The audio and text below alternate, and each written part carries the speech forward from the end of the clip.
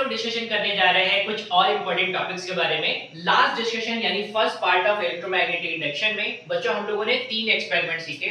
3 experiment में मैंने आपको बहुत अच्छे तरीके से बताया कि इलेक्ट्रोमैग्नेटिक इंडक्शन क्या होता है और उसको मैंने किसकी हेल्प से बताया, फैराडे और हेनरी सर के एक्सपेरिमेंट की हेल्प से। आज जो मेन डिस्कशन होने वाला बच्चों, वहां पर मैं आपके साथ डिस्कशन करूंगा पहले दैट इज मैग्नेटिक फ्लक्स क्या होता है, फिर मैं बात करूंगा फैराडेस के लॉ के बारे में, फिर हम लोग थोड़ी सी चर्चा करेंगे लेंज लॉ के बारे में। ठीक है, तो सबसे पहले डिस्कशन करते हैं मैग्नेटिक फ्लक्स। अब मैग्नेटिक फ्लक्स जैसी चीज क्या है, तो हम लोगों ने इलेक्ट्रिक फ्लक्स के लिए ये सीखा था कि भाई अगर किसी भी रीजन ऑफ स्पेस में, रीजन ऑफ स्पेस मतलब जहां पर किसी का इलाका हो, उस इलाके में किसी सरफेस को प्लेस कर दिया जाए, सरफेस को प्लेस कर दिया जाए तो सरफेस का एरिया डिसाइड करेंगे कि किस एरिया से कितनी number of field lines pass हो जा रही हैं, और इस बात का ध्यान रखेंगे कि जो भी हमारी फील्ड लाइंस पास हो वो उस सरफेस के एरिया वेक्टर के अलोंग ही पास हो। बात समझ में थोड़ी सी आनी चाहिए। जो हमारा एरिया है उसके परपेंडिकुलर पास होने का मतलब ये है कि जो उसका वेक्टर है उसी के अलोंग में चलेगी। जैसे एग्जांपल के लिए ध्यान से समझेंगे, मैंने कोई भी फील्ड लाइंस बना रखी है और फील्ड लाइंस कैसे, यूनिफॉर्म फील्ड के लिए मैंने बना रखा है पैरेलल लाइंस। ठीक है, ये मैंने रिप्रेजेंट कर रखा है, this is for magnetic field, this is B for magnetic field.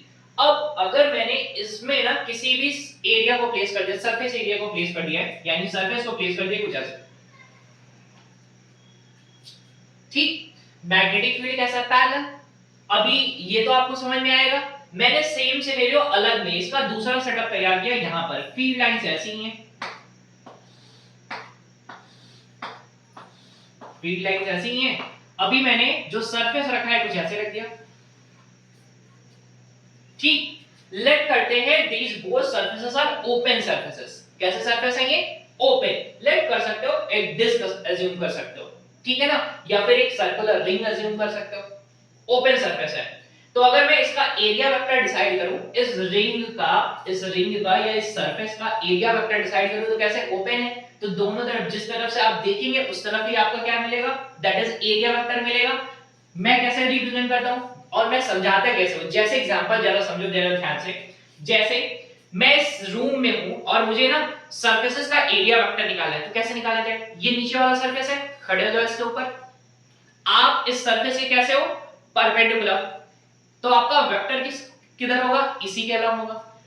इधर वाली दीवार है, इसका एरिया वेक्टर कैसे चाहिए, जिधर से आप देख रहे हो, मेजर कर रहे हो जिधर से, इधर ये रहा इसका एरिया वेक्टर। ऊपर वाली छत का तो कैसे देख रहे हो, ऊपर की तरफ देख रहे हो, बस ऐसे ही याद रखना है। जब देखो इधर से अगर मैं इसका एरिया वेक्टर रिप्रेजेंट करूं तो किधर की तरफ मिलेगा, इधर की तरफ कुछ मैंने रिप्रेजेंट कर दिया, that is normally outward,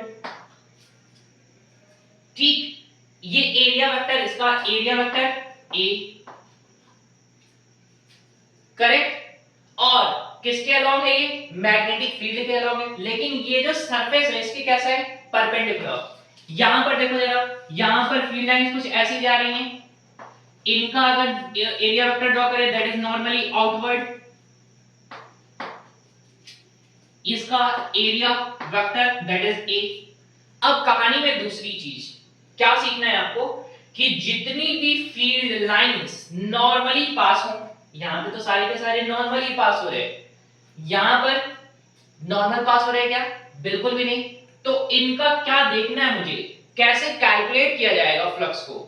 flux को कैलकुलेट करने का सिर्फ इतना छोटा सा तरीका है, that is product of what, that is magnetic field and area vector, magnetic field and area vector, और किसकी डायरेक्शन में, along the direction of surface area. ये जो सरफेस एरिया का वेक्टर है इसी के अलोंग आप मेजर कर लीजिए, ठीक है, सरफेस एरिया वेक्टर के अलोंग। यानी अगर आप मैग्नेटिक फ्लक्स को कैलकुलेट करना चाहते हैं तो आप सिंपल से लिखिए, that is magnetic flux is equal to B dot A. B dot A का मतलब that is B A cos theta, that is a dot product of two vectors, and two vectors is that one is magnetic field and the other one is area vector। तो आपको क्या देखना है, दोनों के बीच में maximum number of field lines कब पास होंगी, whenever this theta is equal to 0 degree, theta is equal to 0 degree, then this flux will be maximum, that is B into A. ठीक, तो मैग्नेटिक फ्लक्स को कैसे डिफाइन करेंगे? That is a number of field lines passing through any surface area और region of space that is specified. जो भी reason of area को आप स्पेसिफाई करें उससे जितनी भी number of field lines pass हो जाए और कैसे normally, that is named as magnetic flux. Correct ना? तो आप लिख सकते हैं डेफिनेशन वाइज, मैं लिख देता हूं यहां पर, that is total number of magnetic field lines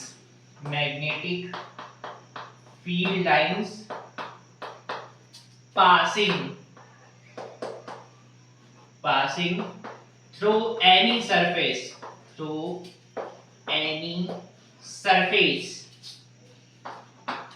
that is placed in magnetic field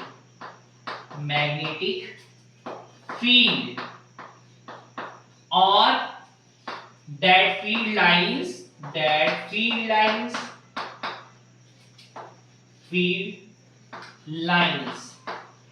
are normal to the surface area, surface भी लिखोगे और surface area तभी चलेगा। ठीक है, छोटी सी कहानी थी मैग्नेटिक फ्लक्स की। जितनी फील्ड लाइंस पास हो जाएंगी काउंट कर लीजिए, इसी को क्या बोलेंगे? That is magnetic flux. Calculation कैसे करेंगे? दैट इज प्रोडक्ट किन का? बी का, यानी मैग्नेटिक फील्ड और एरिया वेक्टर। ठीक, अब दोनों के बीच में कितना डिग्री मैक्सिमम फ्लक्स के लिए देगा? 0 डिग्री फॉर मैक्सिमम फ्लक्स। ठीक, यूनिट की बात कर लेते हैं, यूनिट की थोड़ी सी बात कर लेते हैं कि यूनिट क्या होगा। यूनिट की थोड़ी सी चर्चा हो जाएगी। ठीक, unit of magnetic flux, magnetic flux का यूनिट होता है वेबर। ठीक है, जिसको हम लोग बोलते हैं, लिख सकते हैं टेस्ला मीटर स्क्वायर। जिसको क्या लिख सकते हैं? Tesla metre square. Dimension formula की बात करें तो डायमेंशन फार्मूला भी लिख सकते हैं ml power 2 e power -2 a power -1। ये हो गया इसका डायमेंशनल फार्मूला।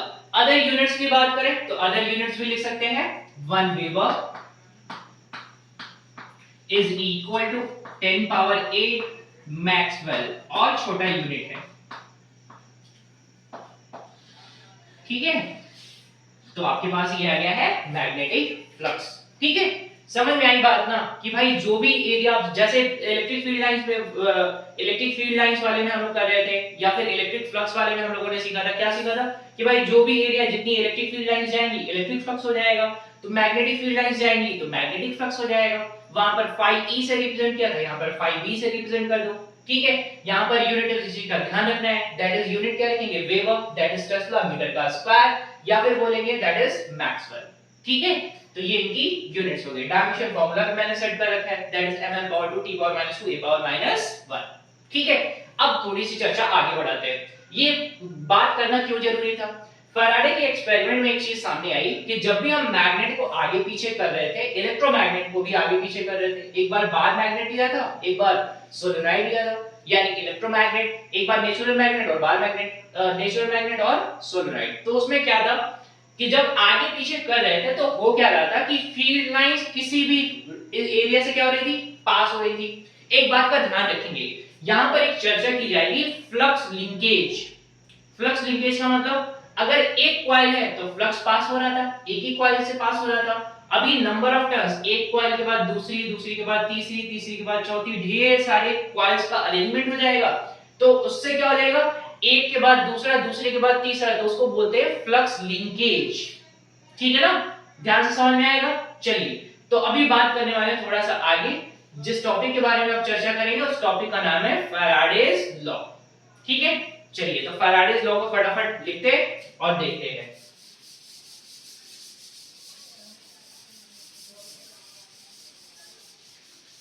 अब फैराडे सर ने कितने लॉ दिए हैं? 2 लॉ दिए हैं। अब 2 लॉ में क्या अलग अलग है?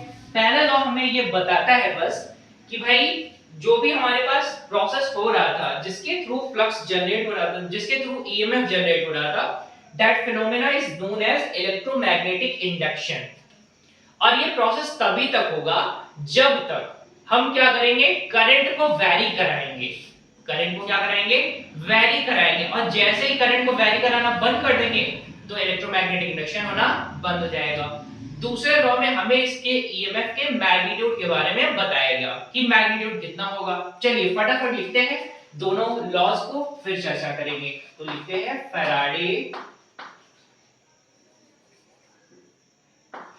Faraday's law. पहले लॉ की बात करते हैं। पहला लॉ क्या कहता है? That is the EMF induced and hence current in the coil is due to change in magnetic flux linked with the coil। और ये कब तक है? जब तक until the change in current in the coil। Coil कौन सा? जो हम लोगों ने लिया था सोलेनॉइड। ठीक है, ध्यान रखेंगे। The EMF induced and hence current in the coil is due to change in magnetic flux linked with the coil। ठीक है, जब तक फ्लक्स चेंज होगा तभी तक ईएमएफ जनरेट होगा। और कब तक? until the change in current in the solenoid। जब तक दूसरे वाले में चेंज होता रहेगा तभी तक ये होगा। ठीक है, और इस प्रोसेस को हम लोगों ने नाम दिया था, this is known as electromagnetic induction.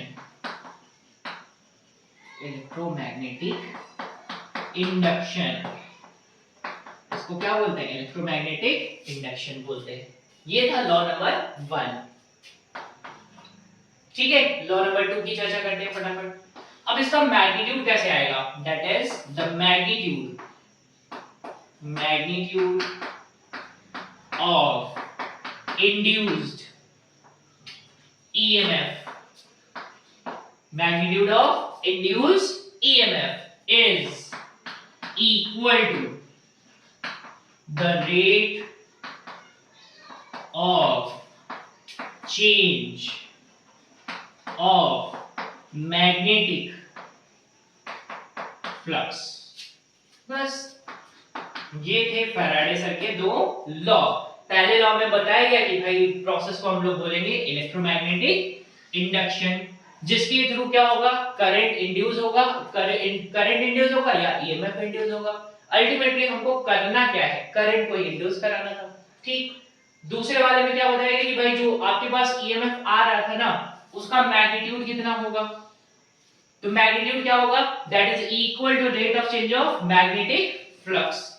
तो कैसे लिखेंगे? ईएमएफ को लिखते हैं एप्सिलॉन से, is equal to its magnitude only. तो लिखेंगे that is what? d phi b upon dt।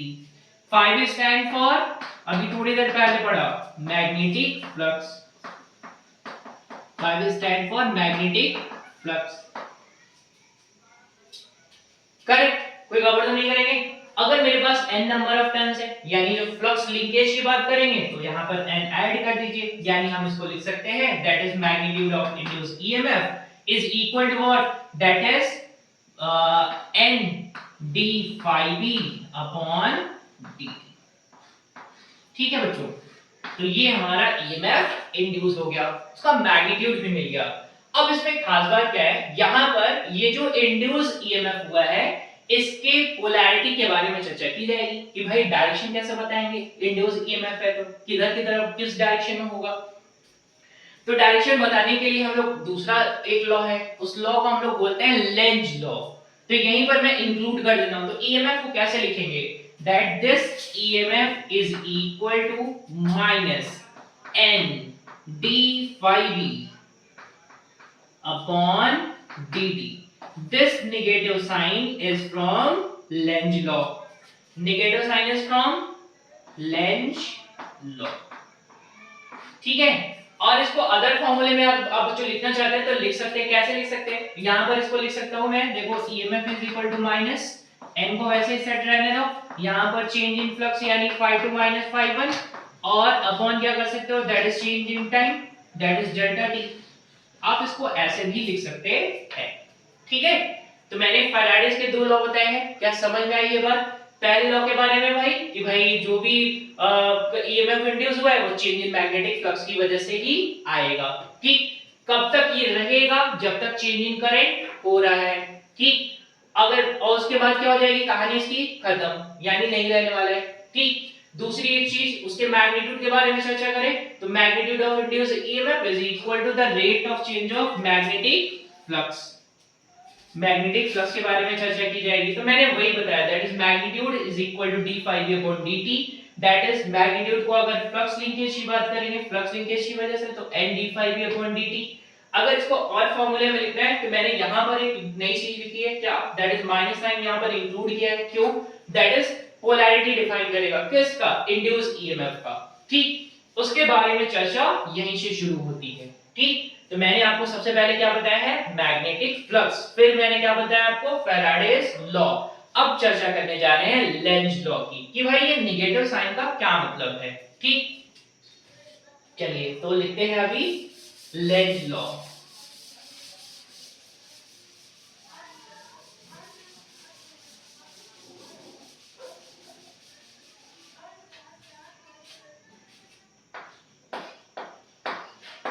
Lenz law, ठीक है, अभी मैंने लिखा था that is EMF is equal to minus n d phi b upon dt। मैंने थोड़ी देर पहले यही फॉर्मूला लिखा, फैराडेज लॉ से हमें मिला। फिर मैंने आपको ये बताया that negative sign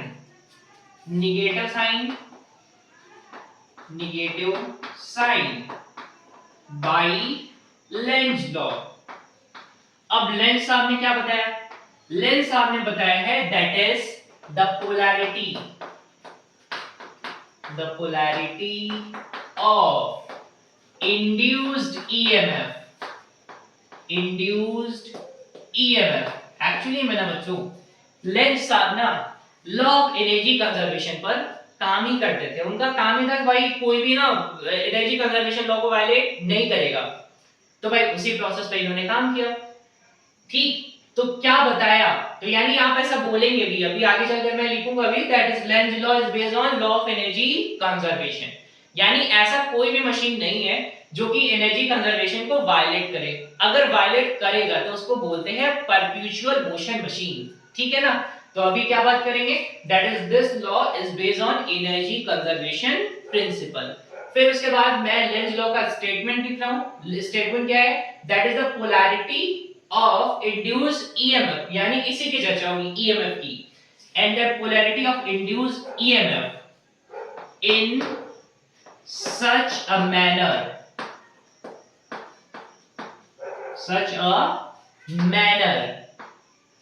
which opposes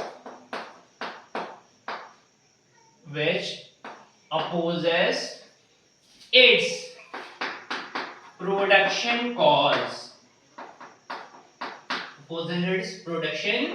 cause कि भाई पोलैरिटी ऑफ इंड्यूस्ड ईएमएफ जो है ना वो क्या बोलेगा कि भाई आप ऐसा डिफाइन करिए कि वो हमेशा अपने प्रोडक्शन कॉज का अपोज करेगा।